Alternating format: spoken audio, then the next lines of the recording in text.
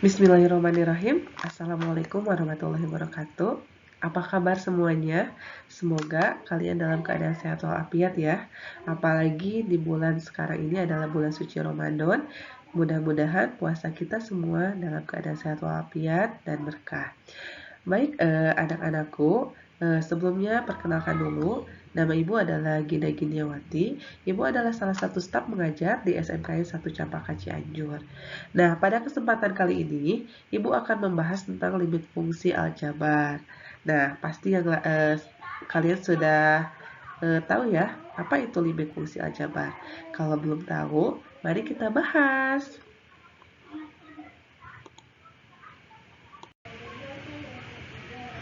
Baik, sebelum kita membahas dulu ke apa itu limit aljabar, Ibu akan membacakan dulu kompetensi dasar yang akan kita bahas kali ini, yaitu menentukan nilai limit fungsi aljabar, di mana kalian dapat menjelaskan permasalahan tentang limit fungsi aljabar, menguraikan limit fungsi aljabar menggunakan sifat-sifat limit dalam perhitungan limit, menentukan limit fungsi aljabar dengan menggunakan sifat-sifat limit, dan yang terakhir, menerapkan permasalahan limit fungsi dalam kehidupan sehari-hari.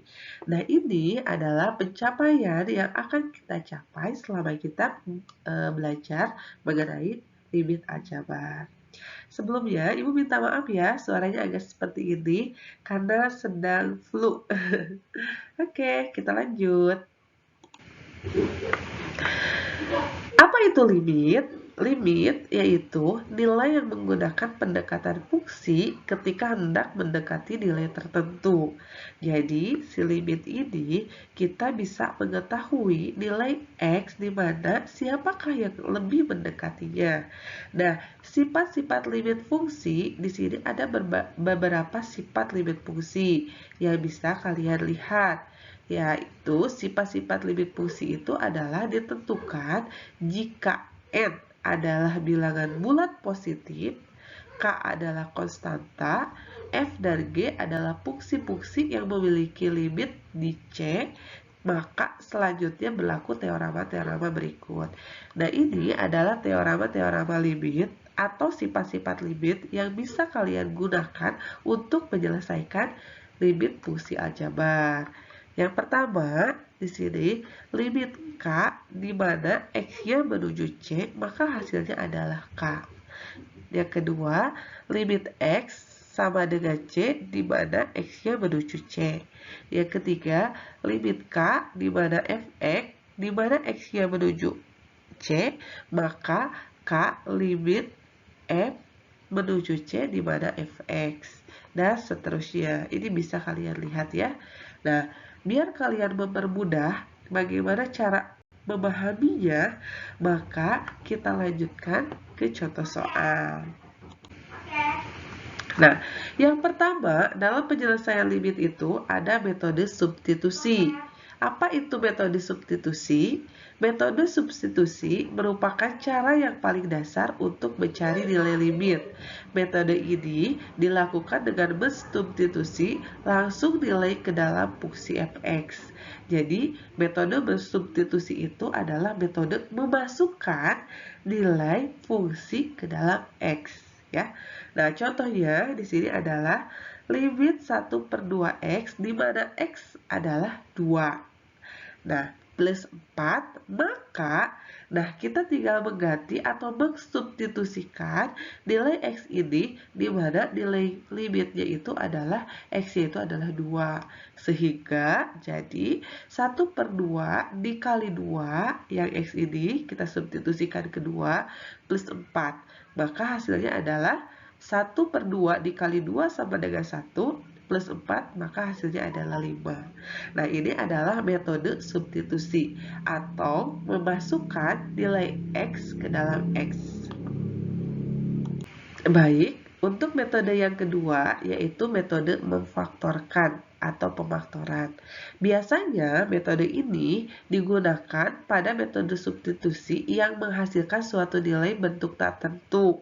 Jadi biasanya itu pemfaktoran ini dilakukan jika si limitnya ini adalah nilainya itu tak tentu. Tak tentu itu gimana? Misalnya 0 per 0.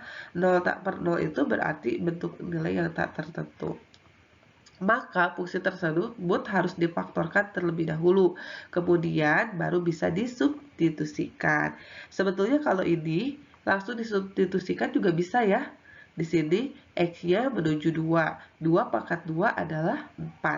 4 negatif 9 negatif 5. Terus 2 negatif 3 sama dengan negatif 1.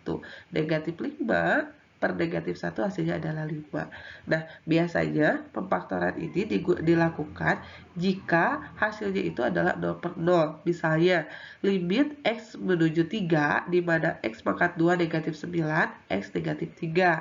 Nah, kalau limitnya ini adalah 3, berarti ketika 3 dipangkatkan 29 dikurangi 9, 0, 3 dikurangi 3 pun sama dengan 0. Maka 0 per 0 itu adalah bentuk dari tak tentu, sehingga harus difaktorkan.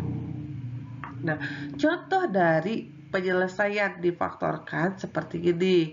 Sama dengan limit X menuju 2, di mana si X kuadrat negatif 9-nya ini difaktorkan terlebih dahulu. Berapakah yang hasilnya jika dikalikan itu adalah X pangkat 2 negatif 9. Maka kita dapat X yaitu negatif 3 dan X plus 3 atau positif 3 per X negatif 3. Maka di sini X negatif 3 dengan X negatif 3 ini bisa dicoret ya. Nah, yang ini kita coret sehingga sisanya adalah X plus 3. Nah, limit X menuju 2 di mana X plus 3, maka kita tinggal mensubstitusikan. Nah, ini baru kita substitusi. Nah, disubstitusikan ke nilai X-nya, maka 2-nya ini masukkan ke X. 2 plus 3, maka hasilnya adalah 5. Oke. Nah, yang terakhir nih ya, metode yang terakhir itu yang ketiga yaitu baik, ini adalah metode terakhir yang akan Ibu jelaskan ya untuk pada pertemuan kali ini, yaitu metode mengalikan dengan faktor sekawan atau akar sekawan. Hal ini terjadi jika metode substitusi menghasilkan nilai limit yang irasional. Berarti irasional itu adalah penyebutnya bentuknya adalah akar. Nah, maka fungsi dikalikan dengan akar sekawan. Kemudian bisa disubstitusikan. Nah, sebagai contoh di sini ada contoh ya. Ibu punya contoh soal. Limit X menuju 2, di mana X negatif 7 per akar X negatif akar 7. Maka ini adalah bentuk yang irasional. Sehingga kita harus mengalihkan dengan akar sekawan. Akar sekawannya itu adalah dirinya sendiri. Hanya di sini berubah saja yang asalnya negatif menjadi positif. Nah, ini adalah bentuk akar sekawannya. Yang ini ya, yang ini adalah akar sekawannya.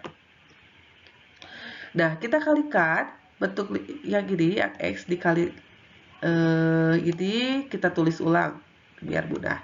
Kita tulis ulang X negatif 7 dikali akar X plus akar 7. Nah, yang bawahnya kita kali silang. X dikali akar X dikali akar X, maka hasilnya adalah X. Negatif akar 7 dikali X, maka jadi negatif akar 7 dikali akar X ya. Nah, terus yang ini juga sama. Akar 7 dikali akar 7, maka menjadi akar 49. Lalu, yang mana lagi yang X-nya? Yang X-nya dikali plus akar 7, maka jadi plus akar 7 dikali akar X. Nah, di sini berarti ini habis ya. Berarti kita tinggal punya X, akar X pangkat 2 sama negatif akar 49. Maka akar X pangkat 2 itu sama dengan X, akar 49 itu sama dengan 7. Nah, lihat di sini, kita bisa coret ya ini ya. Ini kita coret, berarti sisanya adalah ini. Limit X sama dengan 2, di mana akar X plus akar 7. Sehingga hasil akhirnya adalah akar X plus akar 7. X-nya berapa? X-nya adalah 2 ya. Jadi akar 2 plus akar 7. Nah, ini adalah hasil akhirnya. Nilainya adalah akar 2 plus akar 7 ya. Sini 2 akar 7 ya. Oh ya. Oke. Ini ya hasilnya ya. Oke, baik. Oke anak-anak, mungkin hanya itu aja yang bisa Ibu sampaikan. Mohon maaf apabila ada kekurangan. Kalau ada pertanyaan, silahkan kalian bisa langsung tanyakan ke Ibu pada saat kita pembelajaran luring. Atau kalian bisa chat Ibu melalui WhatsApp Ibu. Oke, terima kasih. Assalamualaikum warahmatullahi wabarakatuh.